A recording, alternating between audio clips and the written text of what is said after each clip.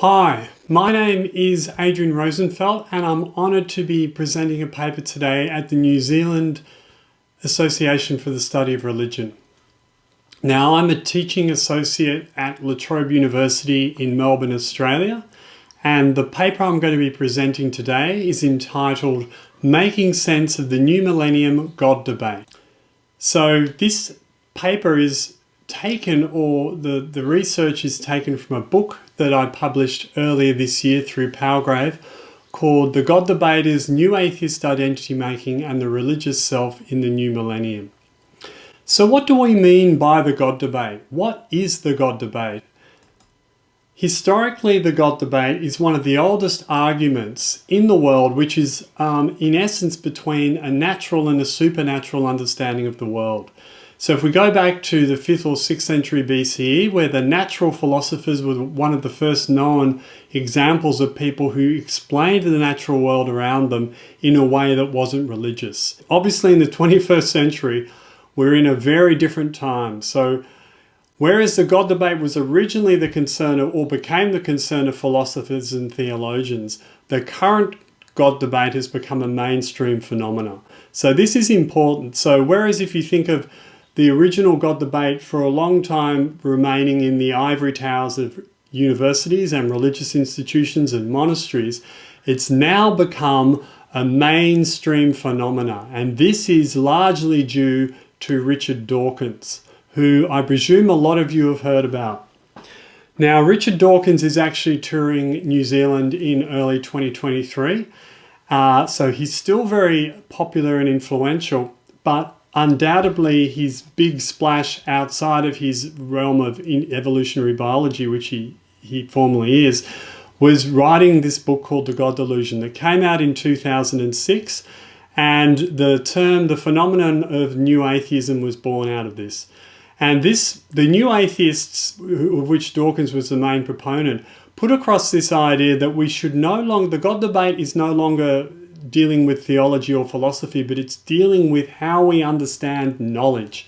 So it's epistemological understanding. And he said there's only one way we can understand knowledge, and that's through the objective principles as put across in scientific knowledge.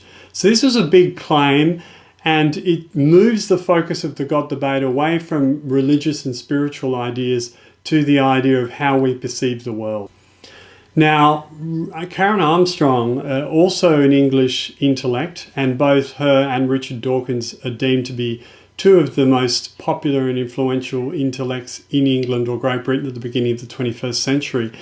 She very much took umbrage at Dawkins' presentation of religion in the God debate. She says that although she admires and can recognize some of Dawkins' atheism as presented in the God Delusion, she believes that his understanding of religion is very unsophisticated and doesn't allow for the reality that most religion is embodied in human experience, and also has a sense of the ineffable about it, meaning that it can't be confined to words. There's a spiritual realm, and religion, she talks of an ineffable God, a God beyond words. Very different from Dawkins, as we will find out.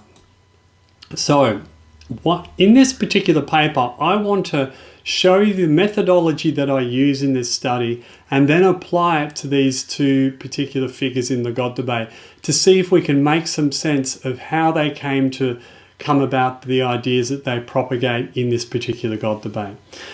Now, I do this in the form of looking at the God debate like an iceberg. At the top, we have this abstract idea, or this Platonic idea of God. And even religion and science are up there in this, on the surface of looking at an iceberg. But below the iceberg, we have the lived experience of the God debaters themselves. And we can recognize this lived experience through their identity. And I specifically mention identity making as the way to view this particular way of understanding the God debaters. So I call identity making is a dark performance art where many unacknowledged elements remain hidden so that the illusion of a one-dimensional identity can be maintained, whether it is the identity of a rational atheist scientist or a religious spiritual being. So identity making is best recognized in autobiographies, and it's very telling that Dawkins and Armstrong have written more than one autobiography. So they're not just presenting abstract ideas about God and religion and whether one's more clearer to reality than the other or more objectively true than another. They're presenting a particular worldview that's embodied and enhanced by this identity making that itself is put forward in these autobiographical memoirs and autobiographies themselves. And they have an ethical component to them that I'll look at when we look at them in the future. But let's just think about the methodology here. If there's the rational atheist scientist as this person's sort of abstract identity and the religious spiritual being, but we want to dig deep into the iceberg, below the ice, and to look at the lived experience. So to do that, we need to engage with not only the ideas that are presented in the God debate, not only the identity that's presented in the autobiographies, but the lived experience, the cultural background, the upbringing of these God debaters, and we need to connect all three of these things together to bring the God debate back out of the abstract realm and down to a recognizable human experience. So let's jump in without further ado and start with Richard Dawkins, and let's see if we can make some sense of his proclamations in the God debate through this methodology. So firstly, let's look at the ideas that he presents. So Dawkins presents in the book The God Delusion the first statement. It is intended to raise consciousness to the fact that to be an atheist is a realistic aspiration and a brave and splendid one. We can right away detect an ethical component to this. He's not just talking in terms of objective scientific reasoning, but he's actually talking about there's some sort of polemical, personal, subjective experience embedded in this statement. A brave and a splendid one. A particular even English sensibility, we can detect that. Secondly, we've got this statement which really ties into his view of knowledge and of what reality is. We come to know what is real, we can detect it directly using our five senses, with or without the aid of instruments. Ultimately, it all comes back to our senses. Now, Terry Eagleton, a literary theorist and also a God debater who had a quite savage critique of the God delusion, says that this particular understanding of science can be traced back to a particular English rationalist Protestant sense of common sense, brand of common sense, better way of putting it, that believes mostly in what it can touch, taste and see. So it's a particularly, I would argue, 19th century positivistic idea of viewing the world and knowledge. Thirdly, we have Dawkins saying the metaphorical or pantheistic God of the physicist, he's specifically referring to Einstein here, who believed that there was a God in nature, is light years away from the interventionist, miracle-wreaking, thought-reading, sin-punishing, prayer-listening God of the Bible, of priests, mullahs and rabbis, and of ordinary language. Deliberately to confuse the two is, in my opinion, an act of intellectual high treason. So a very emphatic statement from Dawkins here, and he's obviously trying to move away from the multitude of conceptions of what religion is and to get some clarity to the God debate. But in doing so, he's dismissing any kind of thing that falls out of this purview. So Einstein's idea of God being within nature, the pantheistic understanding of God in nature, is something that Dawkins dismisses as being confusing and ultimately getting in the way of a proper understanding of God and of religion. He also writes, a dualist acknowledges a fundamental distinction between matter and mind. A monist, by contrast, believes that a mind is a manifestation of matter and cannot exist apart from matter. So all of us have had this feeling that we feel separate from nature, perhaps. Well, maybe not all of us, but a lot of us in the Western tradition. And Dawkins says, no, like most scientists, I'm not a dualist, meaning that he does not have a dualistic sensibility. So dualism, I guess in a nutshell, we can think of Descartes, the famous philosopher, who specified the only thing he could be sure of was his ability to think and to doubt. I think, I doubt, therefore I am. And that this was, people trace this back to the mind and body separation in the West to Descartes, but we can go back to Socrates or even the Garden of Eden and consciousness, that sense of being separated from nature, which has been very prevalent in the West. Now, Dawkins says that monists or monism is something that the modern scientists, that's their worldview. So dualism belongs in the past, and it certainly belongs to religion. He cites the child psychologist Paul Bloom as recognizing dualism as being a form of childish belief, and this is a thing that kind of primes us for religion, in that we have this idea that there's a supernatural world or world of fairies and spirits, and then there's the world down here on earth, and that these are two different separate entities. He also says children are native teleologists, and many never grow out of it. Childish teleology sets us up for religion. Okay, another big statement. This teleology, if just to refresh everyone's memory, is the idea that everything has a purpose. Perhaps the best way of understanding it might be to look at Karl Marx. Karl Marx in the Communist Manifesto put forward this idea that history was the warring between two different classes. There was always it's called conflict theory. So history eventually played out where the proletariat under capitalism would rise up above the bourgeoisie, and the capitalist overlords overturn the system of capitalism, and they would create a communist utopia. That's a teleological understanding of the world, where there's a purpose and there's a trajectory to that linear life narrative. Now, Dawkins says that religion has that sensibility and children have that sensibility, that there's a purpose behind everything. So obviously in the religious sense, God created the world with a purpose, and human beings are an integral part of that worldview, and that we ultimately go through and end up in heaven or hell or purgatory. Teleology. Dawkins says this is something he dismisses, and we need to grow out of this sensibility like we do as dualists. Now, the next part of this project is to look at Dawkins' autobiographies and to see if we can understand his professional opinions in the God Debate any better through doing so. So in the first autobiography he wrote, called An Appetite for Wonder, he writes that it is only when I'd grown out of my childhood state that I shed my last vestige of theistic credulity, meaning a belief in supernatural beings, probably at the age of about 16. So he went through this sort of deconversion experience. He also writes, when he's talking about his childhood, I struggle to reconcile the child with the adult that he became. A lot of us feel this way. I feel incredulous that I am the same person as that young book despoiler and the young empathy failure. Also, Dawkins said he had a religious frenzy when he was younger. He was a strong believer in religion. So Dawkins feels that the child is a separate person to the adult that he became. That's important to think about. In the second autobiography he wrote, called Brief Candle in the Dark, he writes, I meant growing up in three senses. First, the evolutionary sense of growing up on our planet. Dawkins famously is a big proponent of Darwinianism.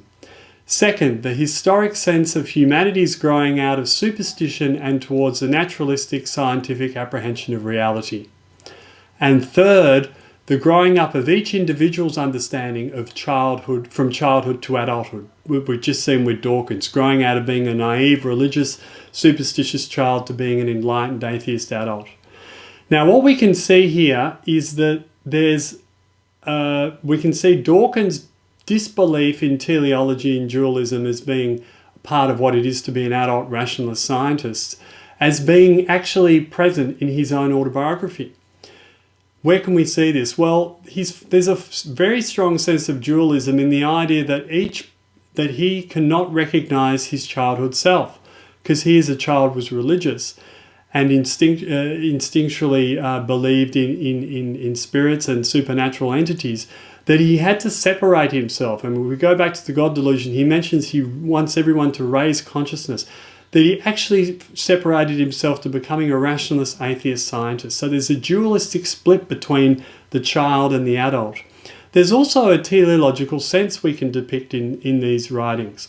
This idea that we all grow up from being a child to an adult, that this is innate, that we need to do this, and that society actually grows up, all our society, every society grows up from being superstitious, naturalistic, to becoming scientific, a scientific and materialistic idea of the world and the way that we live and the way that we understand knowledge.